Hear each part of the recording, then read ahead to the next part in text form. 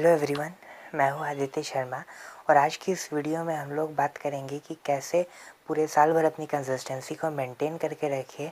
अभी ये बिगनिंग का टाइम है सारी क्लासेस के लिए लेकिन मैं खास करके बात करूँगा क्लास 9th और 10th के लिए। मैं मेनली फोकस करूँगा 10th वालों के लिए कि हम कैसे साल भर अपनी कंसिस्टेंसी को मेंटेन करके रखें, जिससे कि हमारे जो ईयर एंड एग्ज़ाम्स है उसमें हमें ज़्यादा से ज़्यादा अच्छे मार्क्स आए इसके लिए। तो लेट्स स्टार्ट। तो जो पहला पॉइंट इसमें आता है वो है कि वी शुड मेंटेन कंसिस्टेंसी, क्योंकि बिना कंसिस्टेंसी के अगर हम सोचते हैं कि जैसा हम पहले से करते आए हैं कि पूरे साल अगर हमने पढ़ाई नहीं करी या करी भी तो उतने सीरियसनेस के साथ नहीं करी और एंड में जाकर के 1 महीने में हम हमारे सिलेबस को कंप्लीट कर लेंगे, तो दिस विल नॉट वर्क। क्योंकि क्लास 10th में आपको बहुत ही कंसेप्चुअल क्वेश्चंस आते हैं जिसके लिए आपको पूरे साल भर पढ़ाई करना पड़ेगा। इसलिए maintaining consistency is a must and we should also maintain consistency to score maximum marks in our examinations, whether it is our school examinations for class 9th or it is our year end board examinations for the class 10th students.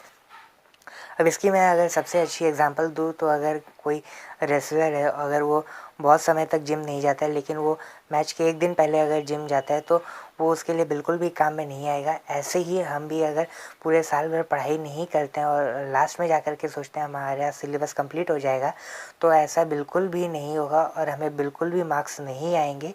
इसलिए हमें साल भर थोड़ी थोड़ी रोज़ पढ़ाई करनी पड़ेगी, जिससे कि हम जो पढ़ते हैं वो भी मल्टीपल टाइम्स रिवाइज़ हो जाए और हमें वो चीज़ बहुत ही अच्छे तरीके से और लंबे समय तक याद रहे।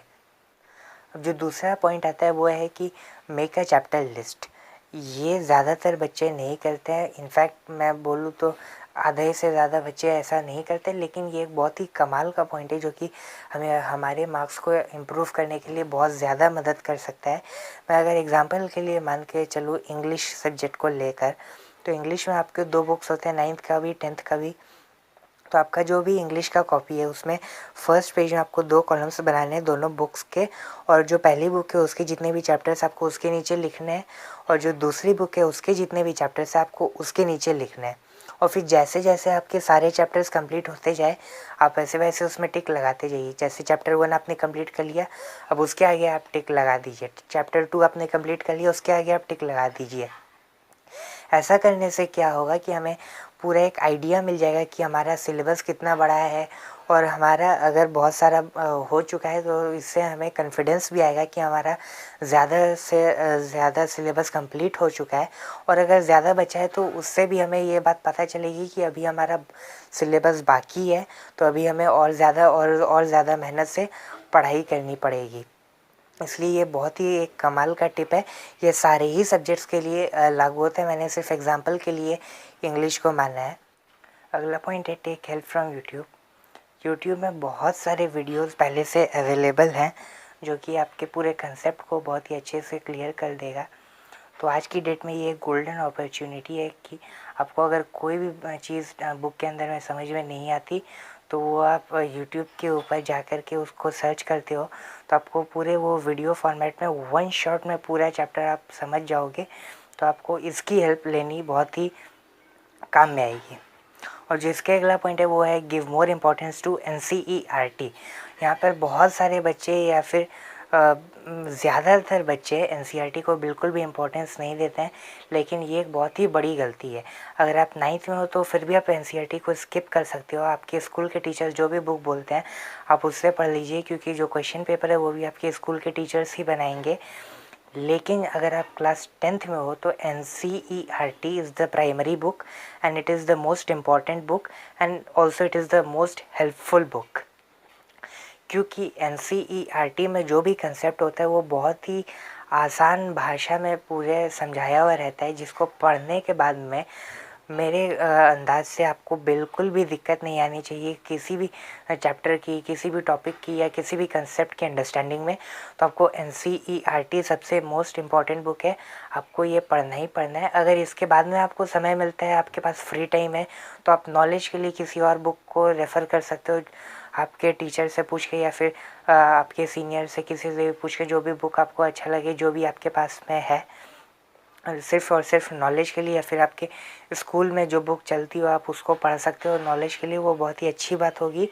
लेकिन अगर आप क्लास 10th को टारगेट कर रहे हो, क्योंकि 10th में और कोई बड़ा एग्ज़ाम होता नहीं है, जेई नीट जैसा टाइप का या उसका फाउंडेशन एग्ज़ाम होता नहीं है, सिर्फ़ और सिर्फ बोर्ड एग्ज़ाम ही होता है। तो अगर आप उसको फोकस कर रहे हो, जो कि करना भी चाहिए, तो जो सबसे अच्छी बुक है वो है NCERT। अगर आप आवर्स के अंदाज से पूछो तो अगर मैं बोलूँगा, अगर आप पूरे साल भर 3 घंटे किसी और बुक को देते हो तब आपको 7 से 8 घंटे देने हैं NCERT को। ये मैंने एक रेशियो में बता दिया। लेकिन जो एंड का समय रहेगा, साल जब अंत होगा, जब आपके एग्ज़ाम्स बहुत ही नज़दीक होंगे, 2 महीने, 1 महीने या सिर्फ 3 महीने आपके पास होंगे, उस समय आपको सिर्फ़ और सिर्फ NCERT ही पढ़ना है। उस समय आपको किसी और बुक की तरफ नहीं जाना है, आपको NCERT की पूरी बुक को पढ़ना है, उसके सारे क्वेश्चंस को करने, उसके इंडेक्स क्वेश्चन, उसके चैप्टर एंड एक्सरसाइजेस, और फिर एक एग्जाम्पलर बोल के बुक आती है NCERT एग्जाम्पलर, जो कि आपको इंटरनेट पर भी फ्री PDF मिल जाएगा। उसमें सिर्फ क्वेश्चन और आंसर होते हैं, आप उसको क्वेश्चन और आंसर्स को कर सकते हो एंड के टाइम पर। और आप साल भर करते हो तो ये बहुत अच्छी बात, लेकिन एंड के टाइम पर आपको किसी और भी बुक पर ध्यान नहीं देना है। NCERT is the most important book. और जो एक और पॉइंट, जो कि क्यों आपको NCERT पढ़ना चाहिए, क्योंकि जो आपके बोर्ड एग्ज़ाम्स होते हैं उसमें जो भी आपके क्वेश्चंस आते हैं वो direct line to line NCERT book से ही उठा करके आ जाते हैं। इसलिए अगर आपको NCERT पर आपकी बहुत ही अच्छी ग्रिप है तो आपके बहुत ही अच्छे मार्क्स आ जाएंगे आपके बोर्ड एग्ज़ाम्स में। इसका एश्योरेंस है, इसमें कोई भी दूसरा ऑप्शन नहीं है। फिर जो अगला पॉइंट है वो है maximise your self study time. आपने अपने सीनियर से या टीचर से या किसी से भी सुना हो आपको स्टडी करनी चाहिए इतनी घंटा है, उस उनका मतलब सिर्फ़ और सिर्फ आपके सेल्फ स्टडी टाइम से है।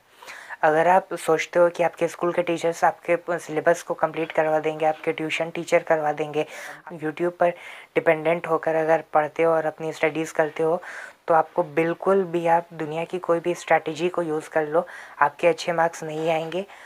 जो भी लोग बोलते हैं कि आपको 7 घंटे पढ़ने चाहिए, आपको 8 घंटे पढ़ने चाहिए, आपको 10 घंटे पढ़ने चाहिए, उनका मतलब सिर्फ़ और सिर्फ सेल्फ स्टडी के दौरान होता है। आपका जब स्कूल रहे तब आप 3-4 से 5 घंटे रोज़ सेल्फ स्टडी कर सकते हो। आपकी जिस दिन छुट्टी रहे आप आराम से 8-9 और 10 घंटे पढ़ सकते हो, सेल्फ स्टडी कर सकते हो। तो जो सेल्फ स्टडी है वही है की टू सक्सेस क्लास 10th के बोर्ड एग्ज़ाम्स में या फिर दुनिया की किसी भी एग्ज़ाम के लिए। मैं अभी 10th के को मद्देनज़र रखकर बात कर रहा हूँ। तो 10th को अगर आप बहुत ही अच्छा मार्क्स लाना चाहते हो क्लास 10th के बोर्ड एग्ज़ाम्स में, तब सेल्फ स्टडी आपको ज़्यादा से ज़्यादा करनी पड़ेगी। इसका अगला पॉइंट है कि don't get influenced by others. यहाँ पर मैंने यूट्यूब पर भी कई सारे वीडियोस में देखा कि वो बोलते हैं कि आपको 25 मिनट पढ़ने चाहिए, फिर 5 मिनट की ब्रेक, या फिर किसी में बोलता है आपको ज़्यादा से ज़्यादा 1 घंटा पढ़ना चाहिए। इन सभी बातों पर आपको बिल्कुल भी नहीं आना है। ये सारी बातें उनके लिए होती है जो लोग साइंटिस्ट होते हैं या फिर जो लोग बहुत ही डीपली रिसर्च करते हैं किसी भी चीज़ के लिए, बहुत ही ज़्यादा कंसंट्रेशन के साथ वो लोग किसी भी अपने प्रोजेक्ट को कंप्लीट करते हैं, उनके लिए। क्लास 10th वालों के लिए ये बात बिल्कुल भी लागू नहीं होती है कि आप आधे घंटे पढ़ो फिर आप इतने थक जाओगे कि आपको ब्रेक लेने की ज़रूरत पड़े, या फिर आप 1 घंटे पढ़ो। मैं आपको एक पॉइंट बताता हूँ, जब क्लास 10th की बोर्ड एग्ज़ाम्स आपकी बहुत ज़्यादा पास होंगी तो आपको 3-3 घंटे का एक सैम्पल पेपर सॉल्व करना पड़ेगा। आप जब अपनी बोर्ड एग्ज़ाम दोगे तब 3 घंटे तक लगातार आपको एक पूरा क्वेश्चन पेपर सॉल्व करना पड़ेगा। पूरे साल भर आपने जो भी पढ़ा उसको रिटेन करना पड़ेगा। तो इसलिए उसकी प्रैक्टिस हम जितने पहले बना सके वो ही अच्छी है। तो मेरा सलाह यही है कि आपको कम से कम एक स्टडी सेशन आपका 2 घंटे का तो होना ही चाहिए। उससे पहले अगर आप ब्रेक लेते हो तब आप में वो ग्रिप नहीं आ पाएगी ज़्यादा देर तक लॉन्ग स्टडी आवर्स करने के लिए।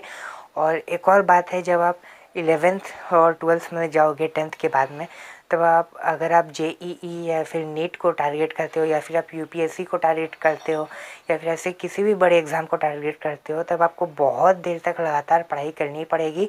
तो इसलिए 10th is the best time to practise this and hold a grip on this. तो आपको कम से कम एक स्टडी सेशन 2 घंटे का तो करना ही है, ये एक मस्ट है। अब अगला पॉइंट है कि don't think of your previous performances, या फिर अगर मैं कहूँ तो प्रीवियस मार्क्स। अगर आपके 9th में 80% आए थे, 70% आए थे या फिर कितने भी आए थे, तो इसका मतलब ये नहीं है कि 10th में भी आपको इतने ही आएंगे। आप क्लास 10th में आकर के कितने मेहनत करते हो, सिर्फ और सिर्फ यही चीज़ डिसाइड करेगा कि आपके 10th के बोर्ड में कितने रिजल्ट आएंगे। अभी तो ये बिगनिंग के टाइम है, पूरा साल आपके पास है। अगर आप इस पूरे साल में बहुत ही मेहनत से पढ़ाई करते हो और बहुत ही अच्छे मेरे बताए हुए टिप्स को फॉलो करते हो तो बहुत ही अच्छे मार्क्स आपके आएंगे। आपको बस कंसिस्टेंसी को मेंटेन करके रखना है, ज़्यादा से ज़्यादा पढ़ाई करनी है, खूब मेहनत से पढ़ाई करनी है। ये मैटर नहीं करता आप पिछले साल या पिछले कई सालों से एवरेज थे, बिलो एवरेज थे, आप बस इस क्लास में आकर के कितना मेहनत करते हो, बस यही चीज़ डिसाइड करेगा आपके 10th के बोर्ड रिज़ल्ट को कि आप कितना ज़्यादा से ज़्यादा मार्क्स स्कोर कर सकते हो और आप कितनी पोजीशन पा सकते हो। अब अगला पॉइंट है कि take your test as a challenge. यहाँ पे कई सारे स्कूल्स वीकली टेस्ट करवाते हैं, 2 हफ्ते के टेस्ट, महीने के टेस्ट, मंथली टेस्ट करवाते हैं या फिर आपके ट्यूशन टीचर भी ऐसा करवाते होंगे। आपको इसको बिल्कुल भी एज अ बर्डन नहीं लेना है। ये टेस्ट अल्टीमेटली हेल्प करेगा आपके बोर्ड एग्ज़ाम में, क्योंकि ये छोटे छोटे टेस्ट ही मिला करके ऐसे ही क्वेश्चंस आएंगे आपके बोर्ड एग्ज़ाम में। तो आपको इनको बिल्कुल भी एज अ बर्डन नहीं लेना है। आपको इनके लिए भी पूरी मेहनत से पढ़ाई करनी है और इनमें भी ज़्यादा से ज़्यादा मार्क्स स्कोर करना है। इनको आपको स्किप नहीं करना है। आपके जितने भी मार्क्स आए कोई परवाह नहीं है, आप ज़्यादा से ज़्यादा पढ़ाई करिए और इसमें भी आप ज़्यादा से ज़्यादा मार्क्स को स्कोर करिए। अब इसके अगला पॉइंट है अटेंड योर ऑनलाइन क्लासेस। आपके स्कूल के जो भी ऑनलाइन क्लासेस होते हैं, मैंने कई सारे यूट्यूब पे भी ये वीडियोस देखे हैं कि आप उसको स्किप करके सेल्फ स्टडी करो। मैंने भी थोड़ा देर पहले कहा कि maximise your self study time, लेकिन उसका मतलब ये नहीं है कि आप स्कूल के ऑनलाइन क्लासेस को छोड़कर आप सेल्फ स्टडी करते हो या फिर आप किसी भी तरह के स्कूल के काम को छोड़कर आप सेल्फ स्टडी करते हो। ऑनलाइन क्लासेस को अटेंड करना बहुत ही ज़्यादा ज़रूरी है, क्योंकि इसका बहुत ही अच्छा रीज़न है, क्योंकि जो बोर्ड ईयर होता है खासकर कि जो 10th और 12th होता है स्कूल में, तो वो स्कूल जो भी अपने बेस्ट टीचर्स हैं, सबसे ज़्यादा एक्सपीरियंस टीचर्स हैं, वो उसी को अपॉइंट करता है। इसलिए आपको वो उस तरह के क्वेश्चंस की प्रैक्टिस दे देंगे कि आपको किस तरह की क्वेश्चंस की प्रैक्टिस करनी चाहिए जो कि आपके बोर्ड एग्ज़ाम में हेल्प करेगा। तो आपको इसको बिल्कुल भी स्किप नहीं करना। और जो अगला सुपर पावर टिप है वो है कि प्रैक्टिस बाय राइटिंग। आप जो भी क्वेश्चन पढ़ते हो उसको आपको फिर लास्ट में जा कर के लिख कर प्रैक्टिस करना है। अगर आप इस चीज़ को प्रैक्टिस करते हो तो आपके बहुत ही अच्छे रिजल्ट आएंगे। गुड बाय, मिलते हैं अगली